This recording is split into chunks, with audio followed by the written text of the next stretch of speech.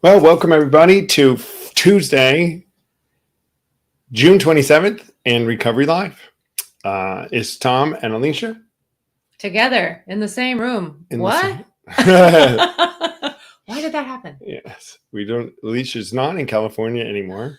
She's over here on the right coast, hanging out with us in New Jersey.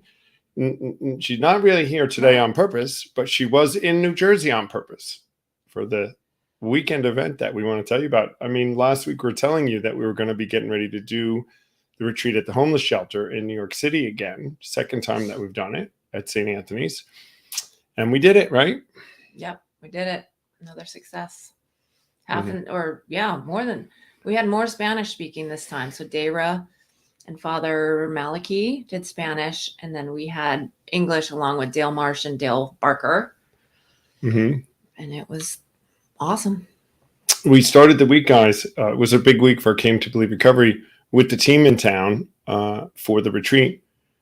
A couple of our advocates in New York City, Patrick Grace and Sean O'Hare, thought it would be a great idea for us to bring together some of all these contacts that I've been working, and they've been helping me work in the city to help us, to keep this going. And so they decided to have these two drop-in reception events in Manhattan, one at Radio Park, which is a private park above Rockefeller Center that not anybody at all gets to come to. And we invited all of these who's to come and talk to us and meet the team and hear about what we're doing over the weekend. And we're like telling them that here we are in this fancy Rockefeller Center park, private, and tonight we're sleeping in a shelter. Mm-hmm. And we did. We went to sleep in a shelter. And then in the evening, we went down to Old St. Patrick's Cathedral in what they call Soho in New York City, which is south of Houston. And we had another reception in the evening for some more people. And Father Ignatius, who's the director of St. Anthony's, which is the mission we went to, came over, and Monsignor Sicano, who's going to support us with our August retreat, came. So we had all these voices for Came to Believe in New York City that aren't us. And that's a good thing. It's that other big New York City donors and people that are interested in us are hearing from people that aren't us. Because, of course, we're into it. But they heard from all these people that advocated for us. So I was back in the city yesterday pulling together some follow-up and afterwards. But let's talk about, that was just Thursday. And we did that because we had these guys in town and they could, meet the team. But then we did go over to the shelter. And this shelter, guys, is in the South Bronx. And the South Bronx is called Fort Apache. That was a name it got back like in the 70s and 80s. And I would say it is still Fort Apache, wouldn't you? I don't know what that means. It means it's a mayhem. It's like a wild place, right? Mm-hmm. What time did any of us go to sleep? Midnight or 1. There's sirens nonstop, fireworks, who knows why, yelling and music and screaming and all night long. All the things there could be. All night long. Yeah. But it was fine. All in all, it was fabulous, and I would totally do it again. All right. You will do it again. I will do it again. Yeah. So this is a shelter. It's run by the Franciscan friars, and so it's a Catholic shelter. And these guys are, it's the least, the last, and the lost there. And I hate to say that because we met them. They don't seem so lost, right? It makes it sound like they're worthless. And we showed them the paper exercise that they were worth it and valuable and had a purpose in life, and they all loved that. And the friars loved it even more. Father Ignatius said he did the best one. Of course, he was wrong. But we spent the weekend running through the steps with them, and we lived with them, and we hung out with them. And we had, instead of a keynote speaker, because these guys only have such attention, we had a fireside chat. We had done this in October, so we did it again. And they have like a little courtyard in the Bronx, believe it or not, between the church and where the shelter is. And they had like a fire pit thing, and we had a fire. And it started out, there was only 8 or 9 of us, right? 10. And then by about 45 minutes into this like what we call fireside chat, like almost everybody from the shelter was in the circle.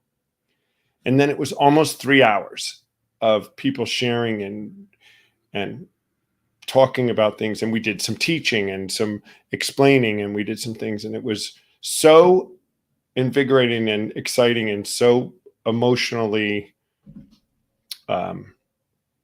inspiring, I guess. None of us could sleep for a couple hours afterwards. It couldn't anyway, with the fiestas going on all around us. And it was amazing too, because we went to mass 3 or 4 times. Yeah. And because the friars and the fathers were in the teachings with us, they incorporated what they heard from us into the Bible, into their perfectly, of course, and just to show how what we're teaching is biblical. And it was amazing. It was amazing.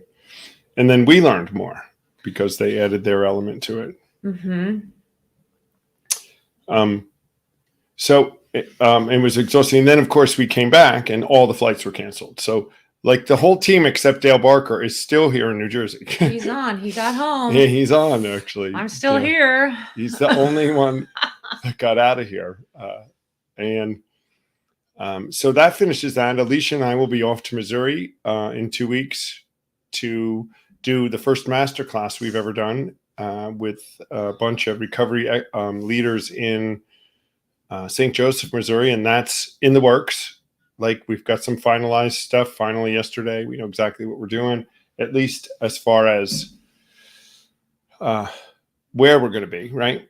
And then about a month after that, we're going to be back in New York City again, Manhattan, Kips Bay. BJ's going to join us up here in New York City for the last weekend in August. BJ, who you guys haven't seen yet, but she's backstage. She's been kind of nice to me today, but not really. So I'm a little bit. He's stalling on bringing her I'm stalling on bringing her on. I'm going to bring Robin on probably first, and then we'll see if I get some like messages that she loves me and I'm all good on my phone. She's shaking her head right now. We'll bring her on. But BJ's going to come up and join the team. Rick S. and Robin S. from San Jose are going to come. Then Barker's coming and Dale's back out, coming right? up. Yeah, Dale's going to come up for it. We're going to have a team, a little bit of different team, and then Alicia will probably come back in October to help us with Schoolies Mountain. If she can get over, if she can never get home, right? She might come back and help us in Schoolies Mountains. And off we go, guys. Lots of stuff going. The New York City stuff is very exciting. It's very not stressful. It's effortful. It's a lot of effort to do New York City. Traffic. The leaders, a lot, each of us, well, us, Dara, I don't know about Dale, learned just as much as our participants this weekend, I think, with certain defects of character or certain things that were coming up emotionally. And so, yeah, that's good to teach and tell them, which I did, of like, we're learning and growing in 10, 11, and 12 just as much as you guys are and will be. We were seeing a lot of lessons that we're learning ourselves. Yeah, and I fell right down again when I got in traffic yesterday. Patience. Yeah, not as bad though. Donna's with us on. Hi, Donna. She's in our audience today. Donna came out and helped us with the receptions and the events in New York City, and she's a champ when it comes to that. Fit right in. She likes schmoozing with the schmoozers. Yeah. Donna is good at that. And then she came out the other day and helped Alicia go get some clothes because her suitcase didn't come. And food. And we got food. Meat and eggs at Target. So sweats and a tank top. I'm good. It's been quite. Oh, because I don't have luggage. That's another thing. Yeah. I have no luggage. Whatever. All the things that she doesn't have. Right. Well, today, guys, we're going to be talking about family recovery, the issues around family, and all these things that are tangents of addiction and recovery. It's one disease that affects family members and others around us more than any other disease, that we feel sorry and we're hurt when someone has, a physical ailment, but the emotional damage and the things that happen to addicts and what they do to the people around them. I know what I did. Alicia and I were talking about it this morning, thinking about this, about what we did to those around us and how little we cared about how much it hurt them if it got in our way, which it always got in our way. And those were stressful times. How the level of selfishness and just disrespect and lack of concern for anything about somebody else it's shocking how much we didn't care. So two of our favorite people, one from the left coast and one from the east coast, coming on to talk about, they would be normies, we call them, right, Alicea? But there's no such thing. But there's no such thing. We'll call them normies And today. BJ has something on her shirt which has just reinforced her weirdness. Non-norming. Oh yeah. Anyway. Yeah. So I'd like to just welcome our two guests today, BJ Rapp from Tangerine, Florida, and Robin Z from Cupertino, I think, right, Robin? That's from Saratoga, Cupertino. Yep. Cupertino, California. Welcome, ladies. Thank you. Hello, good afternoon. And I am anything but a normie, and I resent that label. Oh, good. Good. See, I'll take that. Normal is good in my household, if there is such a thing. Yeah. Right. Well, yeah. Go ahead. Who said something? BJ was saying something about being normal. Well, BJ, how come you say you're not a normie? Well, as Robin will attest to, in the early 1930s, they called the family members para-alcoholics because we were just as crazy, if not more crazy, than the alcoholic. And without ever even drinking. Mm-hmm. You talk about resentments. We had low self-esteem. We were just as crazy trying to fix you people. And why didn't you stay fixed? Mm-hmm. Low self-esteem, denial. It was through the whole gamut of issues. In reality, we just parallel the alcoholic with the family member as far as sinking down into the depths of your addiction. And that's why I call myself a para-alcoholic. Well, my experience was a little different because I have pretty good, very strong self-esteem. And so I played the martyr in my household. Never had low self-esteem, but I did have too much self-esteem, thinking I could fix the alcoholic in my life. If he would just listen to what I had to say, if I could just reason with him, argue with him, manipulate him into seeing the effect that his drinking was having on the family and particularly the children. So I never thought I was crazy until I got into the rooms of Al-Anon. Just like alcoholics, we have to hit our bottom too. And it came a time where nothing I did, nothing I said made any difference. And the reason I got into the program in the first place was first husband, and he's still drinking today. And now that's okay with me, So I did get crazy, and I've got some great examples of it. Yeah, but not self-esteem. No, I thought I could fix it. By God, you're going to get sober if it's the last thing I do. Right. The controller. Yeah. So your first husband was a drinker, you said. Oh, big time. And now your second husband was. Was your father? Nope. No. Okay. Nope. Unusual. Neither my father nor mother were alcoholics. I hear I had grandparents who were alcoholics, but I never met them.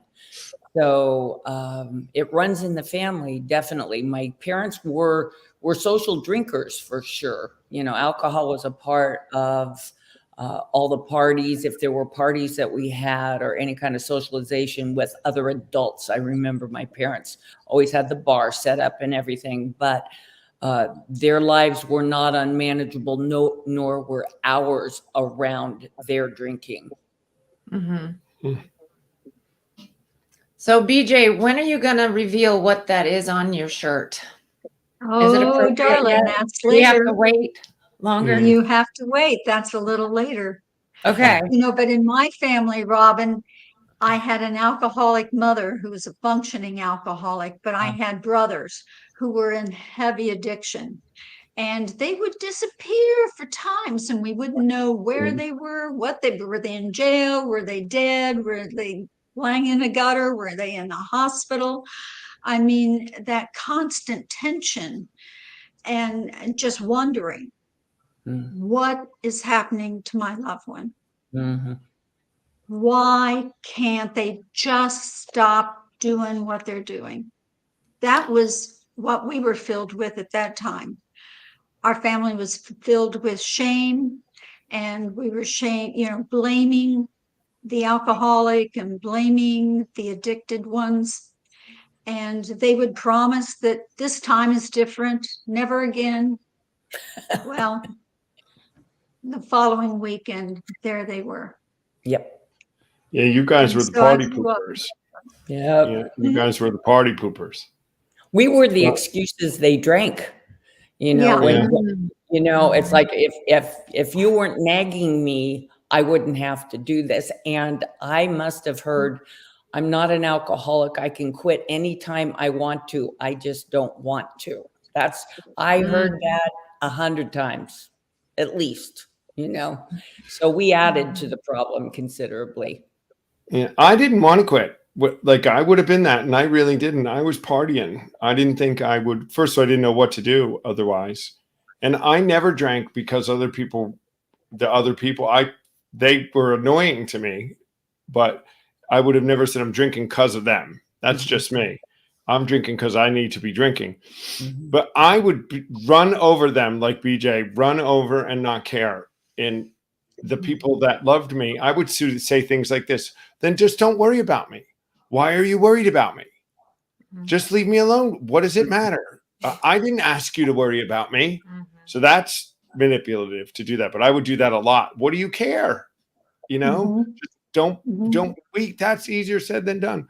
When you leave for and I'm not hurting anybody. Right. I'm How am not I hurting. hurting? Yes. Right. I'd leave for my 2 beers. Minimizing. And come home 2 days later, and they'd be like, "Where were you? What does it matter where I was? What do you care? Right? Leave me alone." We did terrible stuff like that all the time. Yep. All the time. Yeah. I remember thinking, and I lived that with my first husband, and then I gave birth to an alcoholic, and that whole dynamic is very different. But I remember, this is how crazy I got, but I thought it was normal at the time. He worked for a county office here. He had a county vehicle. And I remember one night sitting in front of the window when he didn't come home one more time. I had a brand newborn at home who was colicky and crying. And I was with her all day long, just waiting for some relief for an adult to come and help me. And he didn't come home again. And I remember praying at the window, asking God if he would just crash him into a telephone pole. And so he wouldn't hurt anybody else in his car, that he would die. And then I could collect his life insurance and live without him. And I thought that was perfectly normal. That's how tortured I felt, was hoping that he would die, so I would have some relief from his drinking. Were we not just as insane? Yep. Really? Yeah. Absolutely. But there is recovery. That's right. It is recovery. Yeah. But if he knew that fact, then he would think you're crazy and you want me dead, and it would make him drink more. Absolutely. And we hear in our meetings all the time, my dad was the drunk, but my mom was the crazy one. We hear that a lot. Or my mom was the drunk, but my dad was the crazy one, because we develop dysfunctional coping mechanisms. We match, like BJ was saying, as crazy as you get over here, as I get crazy, I get crazy trying to stop it, but the thing is, we see ourselves as trying to help these loved ones. We love them. So we're trying to help you see what kind of problems you have. And what it is control and manipulation and mothering and martyrdom and all the M's. All the M's. Yep. Managing, martyring, mothering, and manipulating. Yep. Yep. Enabling them right into the grave. Right. Wow. Right. Oh, However, there is recovery. There is. Do you want to know about it, Tom? sure. I know all about it. Yeah. And then Robin, there's why don't you kick us off with what a family member would do, or someone who loves an alcoholic, or an adult child of an alcoholic? What are some of the things that those folks can do? well, you would have to tell us. I mean, I would not know what they would do for me when I was drinking was stay away from me and leave me alone. And once we quit, we want them to just forgive us. And that's a hard thing. I don't know how well you guys handled it. You could talk about that because I've seen it be a lot of trouble, stressful for some alcoholics who quit. Then people throw parties for them and everything's great. And 30 days later, they don't know why all their loved ones haven't just given in and just turned back and loved them. They're having so much trouble for so long. 20 years of damage doesn't Yes. go away overnight sometimes. Yeah. And it's like you say, Tom, it's deep emotional damage that you live with. I think you opened up with, there is such deep resentment that we're the one for 10 or 15 years or 20 years who have lived with essentially emotional abuse, dysfunction, the repercussions that the drinking or any kind of addiction has on children in a family. And then all of a sudden, this person's sober for a year, he gets a party and everybody's clapping and, oh, you're doing great. We're so proud of you. And meanwhile, we felt, and we did to a great extent, keep the family together and tried to make it functional, paying bills that the alcoholic went out for money that was spent on beer and car accidents and probation from drunk driving. And we're the ones who held, because we're typically, I don't know what it is, there's an innate sense in alcoholics that they marry capable people. I don't know what it is, but there must be, or we marry them because we're overly capable. And, in some cases we want to take care of someone. That was not my experience, but many, many of us do, because we think we can change them or they need us. And then we soon find out, wow, they married me because I can carry the load, and they can go off and drink and have a party. So you're right. There's a lot of resentment after the alcoholic gets sober. It's like, yeah. Robin, I think that the primary saying, and the saying that stays true to this day, we all get sick together. We need to get well together. And that even talks about that in the big book, about that they say this design of living or this way of living needs to be shared with the family members. Yeah. If there's really going to be true happiness, I think, in the home. I agree. And those grudges, and and we can go to a program called Al-Anon.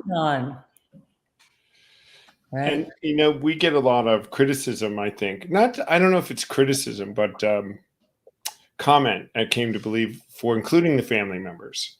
Because some hardcore recovery programs would say that you have to have a separate program. Now, a supportive separate program or a place to go and connect with those with the same experience as you've had is important. But we do that within our retreats. We let the Al-Anons go talk to each other in the small groups and come back with the lesson, the training, the teaching, the recovery message, at least the one that the founders had, applies to everybody.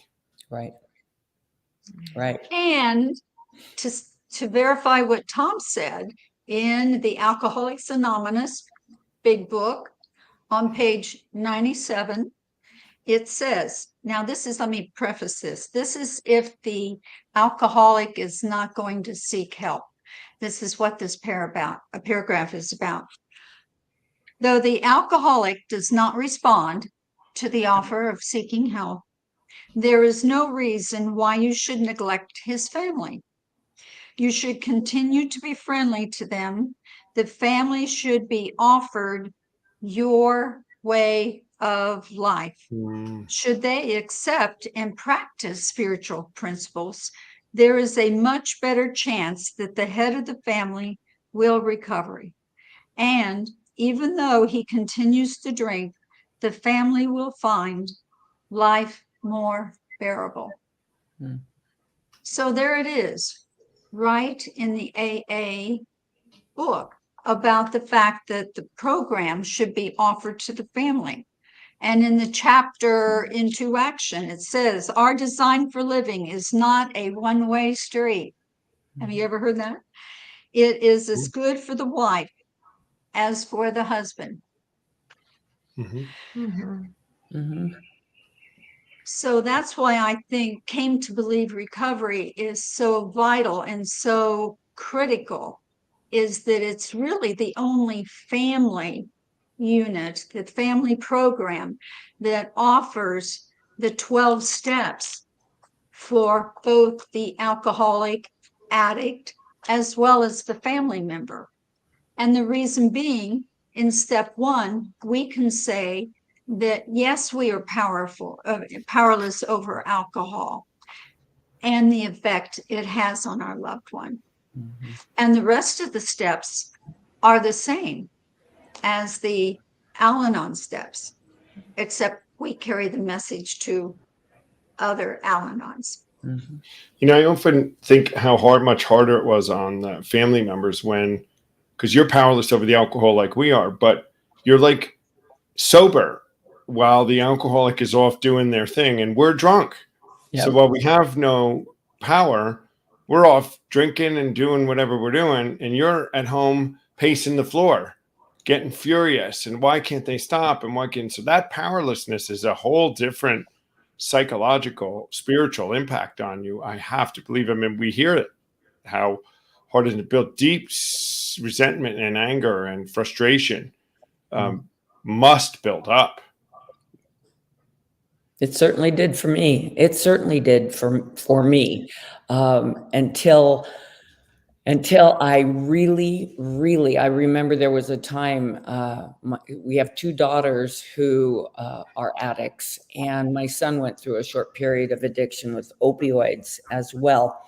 And the other daughter was a pothead. So actually, if we want to, be equal opportunity here, all 4 of them have struggled with addiction. And there came a point in my life, particularly with my daughter, although I had been in Al-Anon for, maybe 15 years before we realized that she had a very kind of low bottom, is what we call it, low bottom drinking problem. I came to a point, it's fear. We live in fear that the alcoholic will not recover and that they will die, particularly the children. Like I said, I was hoping my first husband would die. The child you don't want to die. And I got to a point that I truly let go completely, and I didn't take the power back. I gave it to God, the God of our understanding. I call him Jesus. And I said, I'm not taking this back. She is either yours, all yours, or not yours at all. I dedicated her when she was a child. I gave her to you, and I relinquished control over this child. And she continued to drink for 5 or 6 years, but my life was not unmanageable around it. It became very unmanageable. I would live wrapped in fear that she was going to die. The doctors had told me she would. They at 28, they said if she continues drinking For 2 more years, she's going to die of alcoholism. And he said, I remember this one surgeon up at UCSF said, if you don't get her to stop drinking, she will be dead in 2 years. And I said, obviously, you're not familiar with the disease of alcoholism. I cannot stop her from drinking. She has to stop her from drinking. And he looked at me with this, like, wow, what kind of parent are you?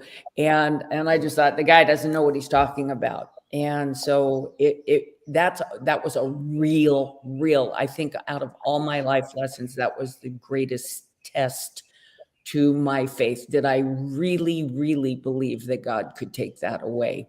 And he did. He actually did. She's sober today, almost 10 years now. So by a miracle. Of course, the ex-husband's still drinking, but hey, still.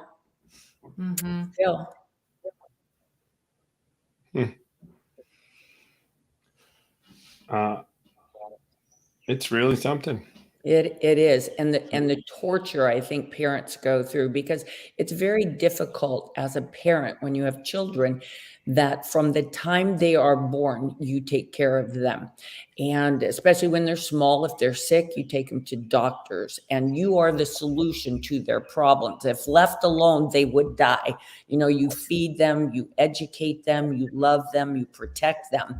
And then they get to a certain age where you have to let go. And that's very hard. And I've seen it particularly with mothers.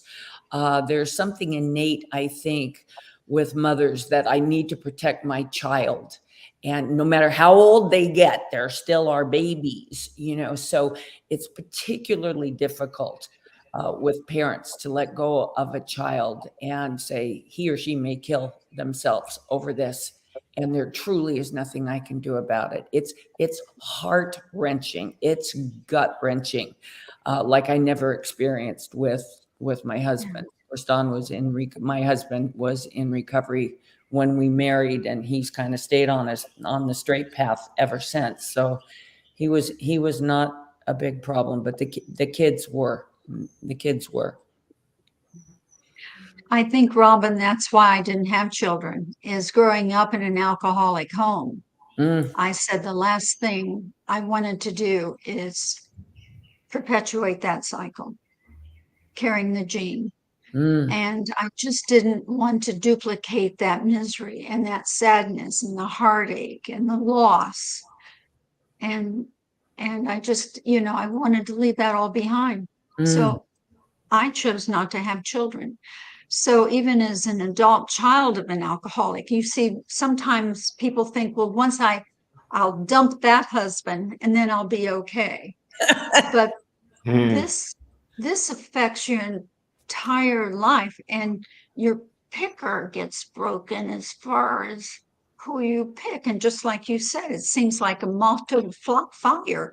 I kept picking those people that were either alcoholic, been alcoholic, and then relapsed, and emotionally unavailable. I mean, just, sick people. And so I had to get something different going in my life. And I found that through first was going through the 12 steps. And that was amazing. And I particularly liked the way that Came to Believe Recovery did it. It helped me and it opened my eyes. But I couldn't stop there because I still carried a lot of these awful depression, anxiety, trying to fix people, hold on too tight to make sure everybody lined up right, where I wasn't going to be happy. Well, but I've been on exploration. Not only have I been a member of Al-Anon since 1986, but I have then jumped back into the big book. And there was something in the big book that got me thinking, and I want to read it and see if this has any points with you or anything important with you. It says, here we begin to practice all 12 steps of the program in our daily lives so that we and those about us may find emotional sobriety. emotional sobriety. Mm. Wow, we've heard a lot about physical sobriety, but not so much emotional sobriety. And at first I thought, emotional sobriety, what in the world are they talking about? Well, I found something that I think rings true to me, and it goes like this. I'll have to read it. It is when the best in me does the thinking and talking for all of me. This state of mind is achieved when what I do becomes the determining force in my emotional well-being. Excuse me, rather than allowing my emotional well-being to be overly influenced by external events or by what others are or are not doing. Mm-hmm. And to me, I find that is what I call my serenity in the midst of the pressure and the troubles and the challenges. So that's what I've been working on in addition. And I've found some relief in that by Codependence Anonymous, where I have learned more about boundaries and other tools of living and how to not only recognize what's going on inside of me, but also how to recognize what's going on inside of you and how to communicate better with you. I had no communication skills growing up, none. So it's interesting, And I BJ. was labeled it. Yeah, can you believe Yeah, that? yeah. And I was labeled as a good listener. Now you know that's not true, Tom, but that's what I was because I didn't talk. So I No, had a whole new way of approaching this emotional sobriety. yeah, she's bossy, guys, a little bit. Bossy.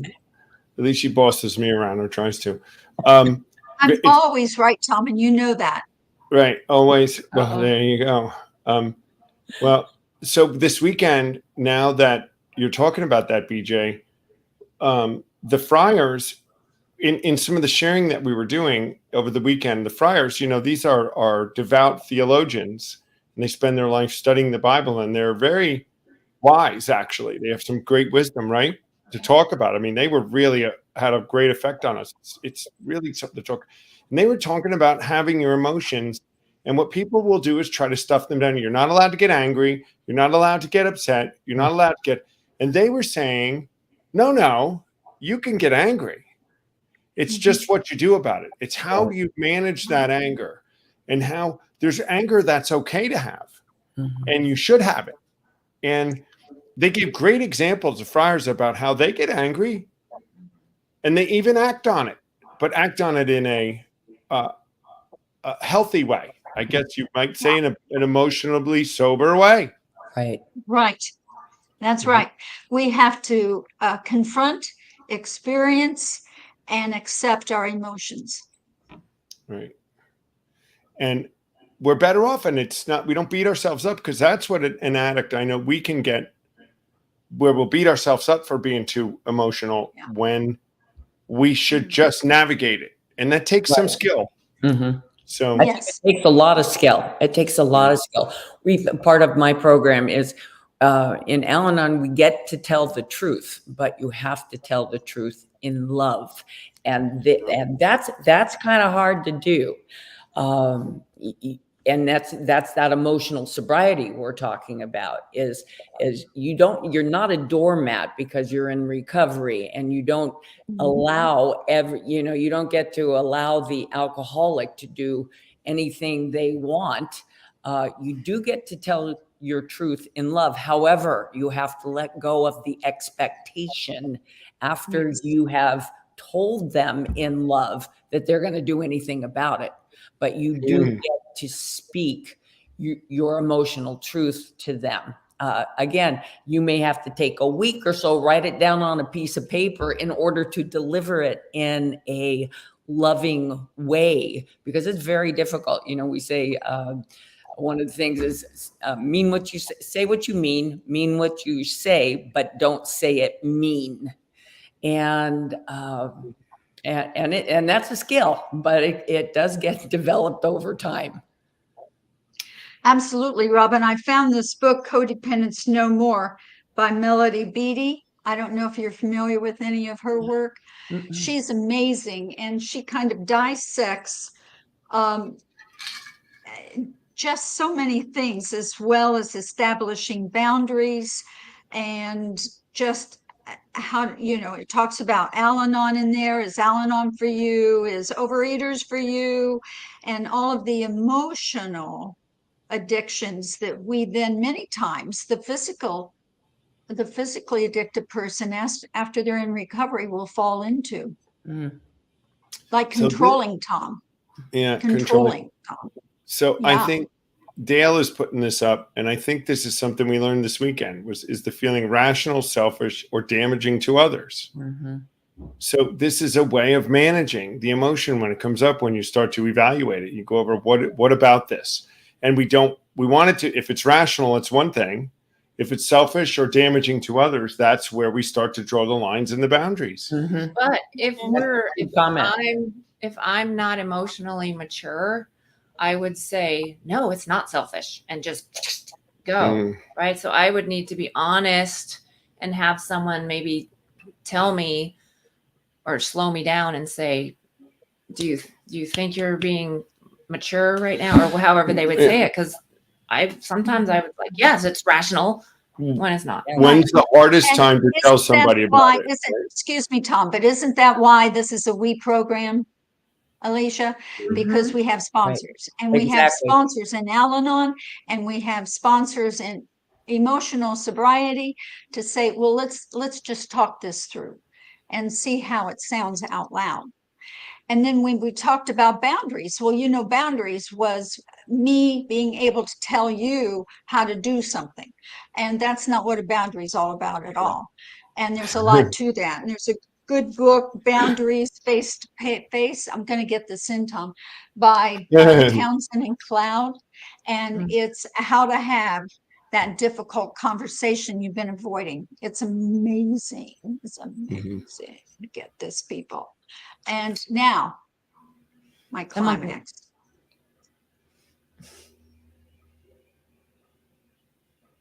Ask her. Do you know what this is? I have no idea what it is. It's part of your crazy showing up. And this is called a howling monkey chatter. And what that is when the negativity, when you start living in the yesterdays, and we're thinking about the yesterdays and the sadness of the yesterdays, and you coulda, woulda, shoulda in the yesterdays, versus the worries of the tomorrow, then you're in monkey chatter, and you're filling your head with negativity.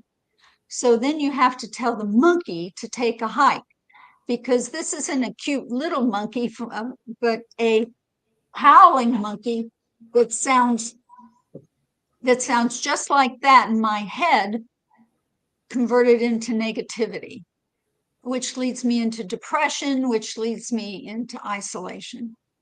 Isolation. That's mine. I really relate to that. And I think what I'm good at is getting over something. So not letting it run in me. But I am not good in the moment sometimes with my impatience, right, Alicea? And it doesn't matter what she does or anyone else in the car driving in the Lincoln Tunnel when there was traffic. Everyone said, you can't change it. All of the rational things. It is what it is. You're going to get there. Let God, all of that. He wasn't listening. I wanted them out of the car. But literally the minute I don't hold on to it. So I have grown into that. I let it go after. And Sarah won't even talk to me when I'm in the traffic in the car anymore. She knows better. She's had to hear it. It's really something. I have a switch that goes, and that all the help doesn't help me. But I listened to it later, and I came back to these guys and said, I'm sorry. And I get it. I know. I don't know why. And so I have to work on it. But I don't keep it. That's step 10. That's step 10. It's not when we screw up. It's if. Not if, but when. I'm not like today. I'm just telling the story today because it's something that we went through. But I don't even think about it now. Like, I'm not today going, why did God have me in that traffic all that day? Like, it's over. I'm done. I really don't. have it in anymore. Now I'm worried about the traffic I'm going to be in later going Right. to the airport. But I, you know, guys, I'm able to say, you know, it is what it is. I'm going to be fine. No problem. But I still have trouble in it. So my emotional sobriety has some, I'm working on it. It's working, but I still It's have progress, outbursts. Tom, And not so does she. perfection. It's So does she. She's going to work on it. And then she sits in the corner and doesn't talk to anybody, Right. you know. progress, not perfection. Progress, not Right, perfection. Robin? But part of it is you have to Exactly. know about it, right? That's what we say. You have to Absolutely. know And about your tick. be aware of it and Mhm. and be Yes. aware of how it might affect others. And Mhm. and you get over it. So it's like, okay, this is my hot button. I'm trying to get over it. Haven't Mhm. mastered that yet because without my program, I revert right back to trying to fix, control, manipulate. And I have to start realizing there's a character defect in there that makes me react this way. What is it? Give it up to God. Sorry, Lord, I can't do it. I can't change it. If I could change it, I would have changed it years ago. So you have to do this for me. You have to, Lord, and let Him remove that. And you're getting, like you say, you're getting better. It is progress, like BJ said. It's progress, but not perfection. And so you're better than you used to be. You're maybe not where you want to be. Just keep giving it over to God because He's the one who changes you from inside out. We try to self-will ourselves into better behavior, and if that worked, everybody would live in utopia. Right. So Absolutely. And Father that's Ignatius why talked we do yeah, go ahead. that's why we do the 3-step dance, steps 10, 11, and 12, 10, 11, Right. and 12. And when we start our day off, maybe in the right format, with prayer, meditation, then the day for me seems to go a whole lot smoother. Father Ignatius did we had I don't we call it a service with us, just to us privately. I think he talked about us being poor lovers, right? Human beings, poor lovers. And he went into talking about our shirt that we have, the four absolutes. And he really started off saying, how could we even dare to wear a shirt that says absolute honesty, unselfishness, purity, and love? Of course, he went back and pivoted to say, we know that what that is a target we're looking for, not a perfection. Mhm. But as soon as we think we're perfect lovers of people and being able to give love out of our own generosity and our own magnanimity, we're headed for trouble, especially if we're believers in the God of the Bible who is love.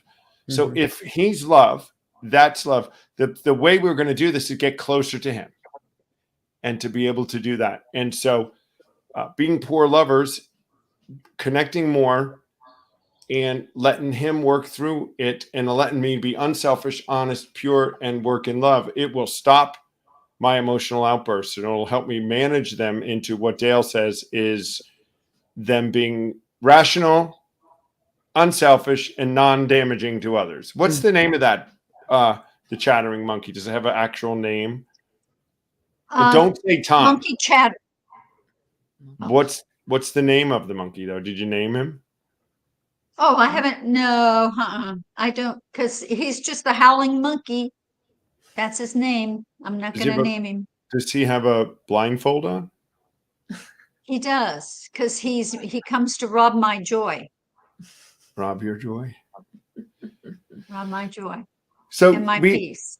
So Robin and BJ, if you could say what was the hardest thing for you guys when you come in, and maybe the greatest release that came from because the addict in your life, well, not Robin in your life at the time anyway, never got sober, but the addict in your life now is sober, and he's still crazy. We know him well. Yes. John Z. He's listening. I I'm love sure, him, but he off is. camera. Yeah. Not and I knew Jack very well, BJ's husband, who was nuttier than a fruitcake in sobriety. and still drove her crazy in a different way, drove everybody crazy in a different way. And I'm sure I drive this one crazy and everyone else around me. I know I drive Dale Barker crazy because he's always got the rolling eyes emoji. And well, you're just wrong about everything, BJ. That's all. No. Where's my button? My button says I'm always right. I have to remind you. I forgot my button. I apologize. I know you'll do a 10th step on that. But I'll say this, and Dale, we talk about this sometimes in retreats because I appreciate what Dale and the relationship that the two of us have.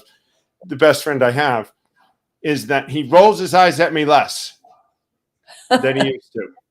He really does. And he even admits it. He does. It's less than he used to. Although the eye rolling came back here in New York, but we got it done, right? Mm-hmm. We got it done. So how do we live it? Yeah, we got about 4 minutes. Just a quick, what would you give as an advice to someone starting the life with somebody who's going to now be recovered as a family member?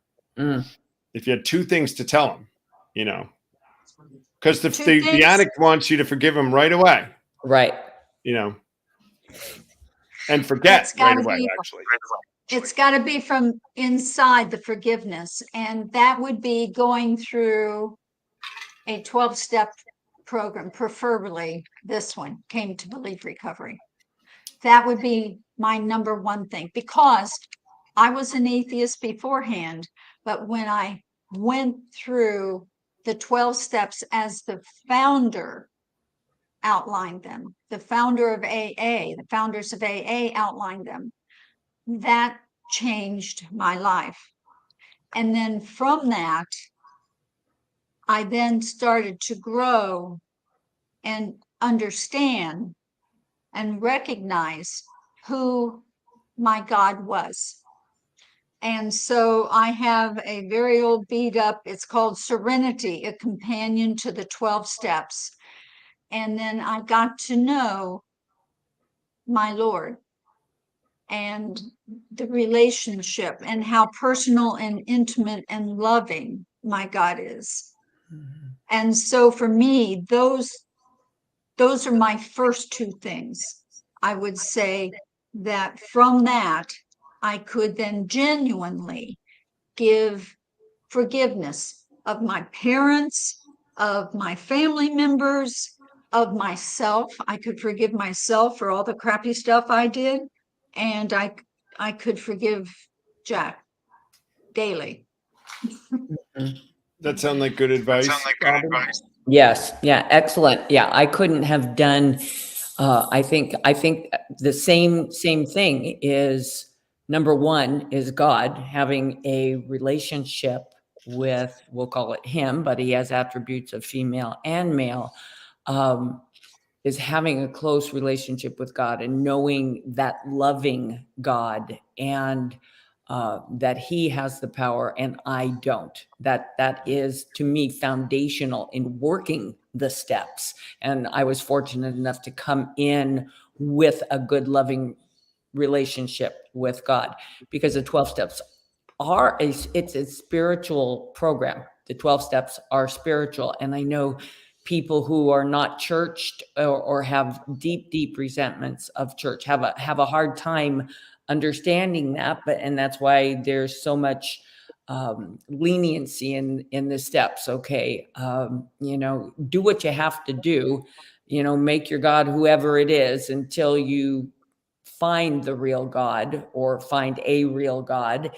And it is a concept of God, the 12 steps.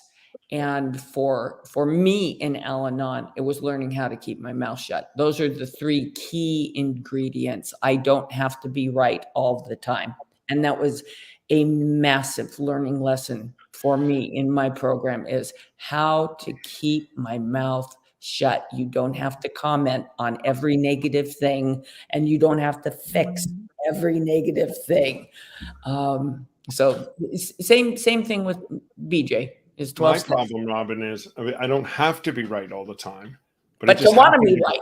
I just happen to be. You're not. It just happens to be. Me that. too. Me right? too. So, yeah. Alicea, we just heard from them. They're the non-substance use addicts, about what they would tell their advice to someone getting ready to start a journey with an addicted person coming up, you know, a normie, what would you say from the addict side to someone when you came off of it, what they should do? I would just make sure that they go through the steps, hopefully do a retreat and live 10, 11, and 12.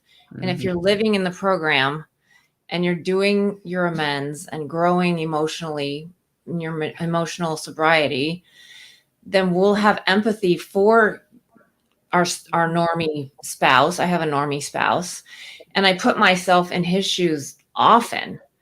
And I think just doing that and not being selfish and only thinking of me and just practice and have a sponsor or someone that can speak into myself when I don't see it. That is accountability, is sustainability. I need accountability in all the things. So it's been around, guys. If you're listening, it's been roundly agreed upon by all of us in this, from all these different backgrounds. And there's addiction from different things between us, and there's non-addiction from different things, and many experiences living with addicts and family members and spouses and all that. Participation in this 12-step program, maybe particularly the one that we present, which is the original, has benefits for all, just like the program we started off saying that it has benefits for all. It allows everyone to kind of get on the same page with dealing with their brokenness. And if you are interested in finding out exactly what we do, guys, you can go to cametobelieverecovery.org, look up our retreats and our events, and join us at one of the retreats. We're going to be in New York City at the end of August. Then we're going to be in Nevada City in California again at Camp Del Oro. After that, September, Then on October, we're going to be up on Schoolies Mountain in New Jersey if you're here on the East Coast. Then after that, sunny Malibu in December. And down in Leesburg, Florida in November. So lots of opportunity to come, spend a weekend with us, and join us on this path of healing our brokenness and get us into that 3-step program of living 10. Thanks for coming on with us, BJ and Robin. I'm sure as we have more family shows, it's very important that we all talk and we all continue to grow together. Thanks, and have a great day and a great rest of your week. And happy 4th of July to everybody. Alicia and I will be on for the 4th of July. You'll see us. It's just going to be the two of us talking about freedom on the 4th of July. I may mention George Washington, but I don't know. He will. From the George Washington. But everybody have a great week, and we shall see you next week on 4th of July. Peace.